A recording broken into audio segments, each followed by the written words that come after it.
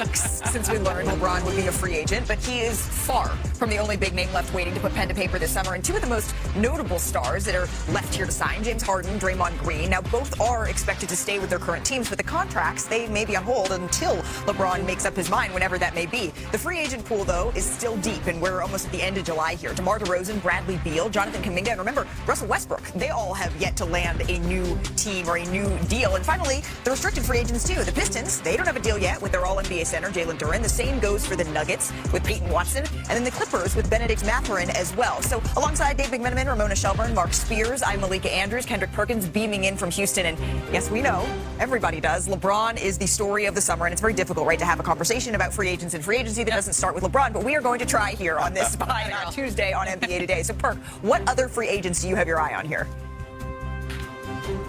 Right now it's Jalen Duren, to be honest with you. When you think about what's going on with him in Detroit, I'm trying to figure out why it's taking so long. And this is a guy that made third team All-NBA. This is a guy that is going to be one of their franchise guys alongside Cade Cunningham. And I get it. He stunk it up in the postseason. But a lot of young players have bad postseasons and they learn from it. This guy still was a 20-11 guy, and it shouldn't take that long. The last thing that you want, if you're the Pistons, is having this young man sign, walk into training camp frustrated. Now all of a sudden, J.B. Bickerstaff got to have a coming to Jesus meeting and get him back on track. When right now, him and Cade Cunningham should be working out. Him and J.B. Bickerstaff should be communicating and seeing how they're going to feature him next year in the player for his player development and him getting better as a certified number 2 option. This is a problem, and the Detroit Pistons need to hurry up and correct this and make it right. Well, I don't think that's going to happen anytime soon, because I just talked to someone who said that negotiations on Jalen Duren are at a standstill right now, could take deep into August, could take quite a while. And I think that's because teams that tried to get Jalen Duren, the Lakers were one of the teams that pursued him. They just had a sense that Detroit was going to match anything that was offered to him. And so they can't afford to lose him, and yet it's going to take a long time because they can't agree on what his value is and how you can use that value in building the team. You know, someone close to Jonathan Kuminga, and he's somebody I'm intrigued about, said that he's in that long line of traffic behind LeBron James. Mm-hmm. Just waiting for him to pull over so they could get by. DeMar DeRozan in that traffic too. That he said LeBron's a senior citizen in the league, driving 15 miles per hour on a 65 road. And, you know, Kuminga didn't get his $24 million exercise option. And right now, there's just not a lot of money out there, and they're trying to come up with stuff. They're hoping that Atlanta will do a sign and trade, but does Atlanta want to add some more contract? His name's been thrown out with the Lakers. I've heard maybe Minnesota may have some interest in him, but for Jonathan Kuminga, it's definitely wait and see. And just, you know, hopefully you got enough cash to keep going. Yeah, exactly. I don't think Peyton Watson is dependent on anything with LeBron James, but I do think he's a very important free agent because the Nuggets were confident they would keep him, and yet they haven't necessarily locked this in because there's other teams that are pursuing him. The Clippers are a team I've heard. The Milwaukee Bucks are a team I've heard. Like, there's teams with interest in him, and if they pay him too much, the expectation around the league is maybe they have to trade some other players because they have to make the rest of the salary work. So there's been discussions about Christian Brown. There's been discussions about Kent Thompson. Like, this is something that could have a domino effect depending on how much Peyton Watson signs for and whether the Nuggets decide to match. I saw Peyton in New York on Friday. Yeah. This is a 23-year-old looking for life-changing money here. Yeah. And he has some confidence and faith that he is with Clutch Sports, quite frankly. He told me they've been through this before. I covered Tristan Thompson, where he was in a restricted free agent situation, and he waited all the way to be a training camp holdout. That's the only way you can get leverage back in this situation to try to have the numbers move. So I'm not saying that Peyton's going to be that exact case, but his representatives have done it before. Right, not necessarily in the line behind LeBron, but there is some sense that there is money that is being held up here all over the league. So, Mark, I'm turning my blinker on. I'm going over into the lane over on my right here because we do await the big decision, right? And that is LeBron James. And LeBron's longtime friend, his longtime agent, Rich Paul, released the latest episode of his podcast, Game Over, last night. And he spoke about, frankly, why this is taking so long. We're not making this about attention and a spectacle. It's not about a decision or anything like that. He has a choice to make. He has a business choice to make. We're not going to sit here and decide or allow someone else to decide when he makes that decision. From a business perspective, you are making a choice between jobs, high-level jobs, and you've earned the right. You're a big-time executive that's with an unbelievable, arguably the best resume in the history of your job. Who's rushing you? Okay. Nobody. There's been several people to call and say, hey, Rich, is there anything more we should be doing, we could be doing? And my answer is no.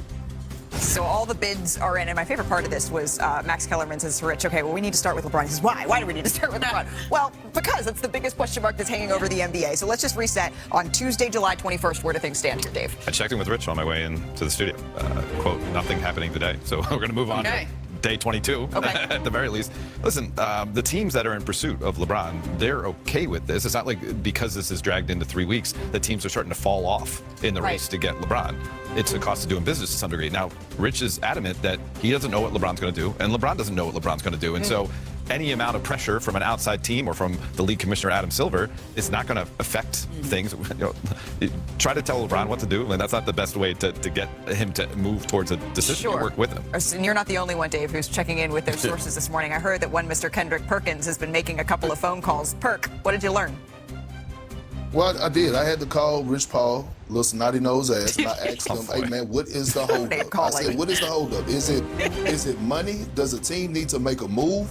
And you know what Rich Paul told me? He said, "Perk, listen, man, this has nothing to do with money. Whatever LeBron James, the teams that are at the top of his list, they're all going to pay the same dollar amount. He's not asking the team to move anybody that's contradicting what they standing for. It's not about the money. It's about the fit. He's had his mind made up. Like, I believe that it's been a time where he had his mind made up, and then all of a sudden he's changed his mind and he's back to, the drawing board again. And what people have to realize is that, yes, he does have a wife, Savannah, who has an input, and he's also considering that in this decision. His daughter as well, and obviously Savannah would love to travel to LA to go watch her son Bronny get some minutes for the Lakers and watch him play at times. But they have another son that's down there in Arizona by the name of Bryce. And yes, Bryce didn't get a lot of minutes. Actually, he was a red shirt last year because he was going through the development process. But he's expected to play. So I know we all are anxious and want LeBron James to make a decision. But what I got from this call from Rich Paul is that,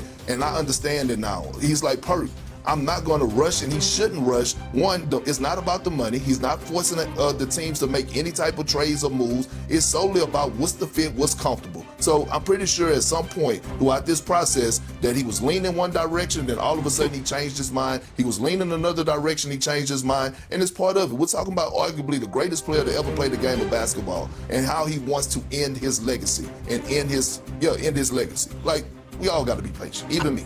I think that's really interesting what you just said, Perk, because teams in the league, in the absence of information, in the absence of people saying he's leaning one way or leaning the other way, they're theorizing. I've talked to several of the teams that they're waiting on his decision, and the question is LeBron waiting for us to trade for someone? Does he want us to improve the team? Does he want Kyrie Irving? There was this idea of Anthony Davis in Golden State.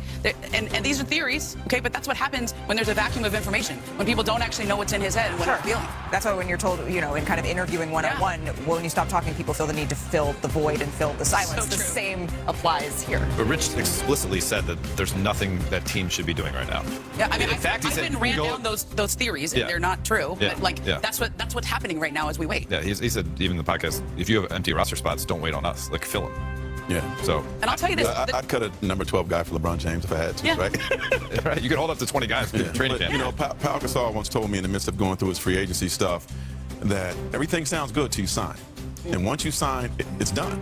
And for LeBron James, this is the final chapter probably, right? Whether it's a 1 year or 2 year chapter. So I think maybe that is the hesitancy. When you're done, this is going to be the end of your legacy.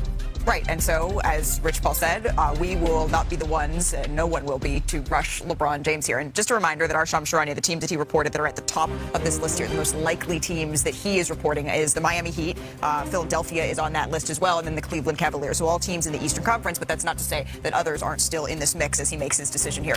All right, we got some other stuff to get to here on NBA Today. Last year, it was the Hornets, right, who were the maybe breakout team of the season. So who's it going to be this year? We're going to show you which groups have the chance to get back into playoff contention. Plus, what changed between Pat Riley and LeBron since his first run in South Beach? Well, don't listen to us. Hear directly from Riley. And Kevin Durant, he came to Houston to win another title, right? So could this finally be the year the Rockets become true contenders?